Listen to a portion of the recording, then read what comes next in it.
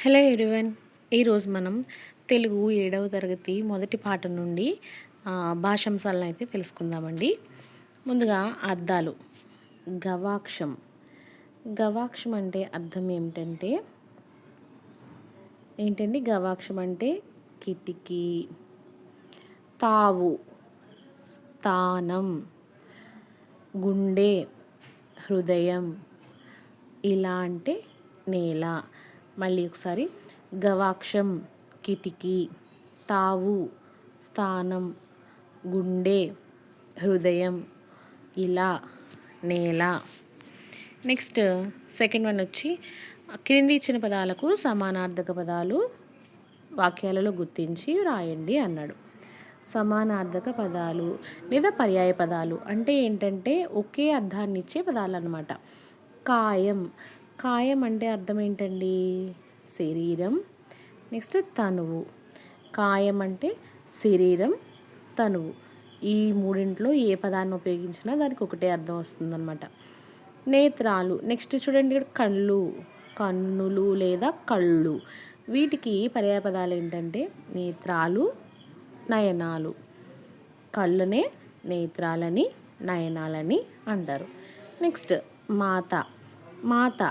దీని మాతకి పర్యాయ పదాలు ఏంటంటే అమ్మ, తల్లి. అమ్మ, తల్లి వీటి యొక్క పర్యాయ పదాలు, మాత యొక్క పర్యాయ పదాలు. నెక్స్ట్ ప్రకృతి వికృతులు. ప్రకృతి వికృతులు చూడండి, ఇక్కడ నిద్ర పైన ఇచ్చాడు. వీటిని చూసి మనం కిందన వికృతి పదాలు ప్రకృతి ఎటువైపునో వికృతి ఎటువైపునో రాయాలన్నమాట. నిద్ర. నిద్రకి వికృతి పదం ఏంటండి? నిదుర. అలాగే అమ్మ ప్రకృతి పదం. వికృతి ఏంటి? అంబ. అమ్మ ప్రకృతి, అంబ వికృతి. నెక్స్ట్ రాత్రి ప్రకృతి, రాతిరి వికృతి. నెక్స్ట్ అక్షరము ప్రకృతి, దానికి వికృతి ఏంటండి? అక్కరము.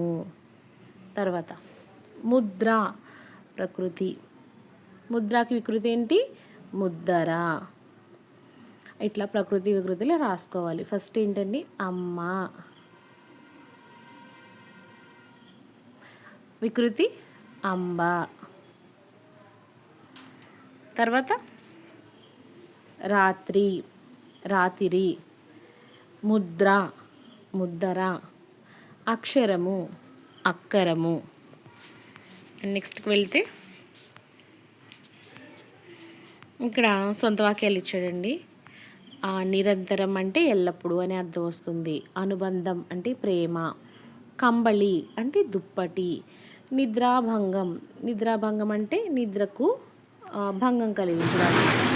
అక్కున చేర్చుకొను అంటే దగ్గరకు చేర్చుకొను. ఈ పదాలని సొంత వాక్యాలుగా మార్చి చెప్పాలి. మనం సొంత వాక్యాలుగా ఉపయోగించి చెప్పాలి.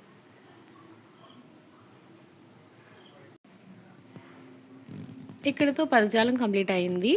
వ్యాకరణాంశాలు మరి ఒక వీడియోలో చూసుకుందాం. Thank you for watching.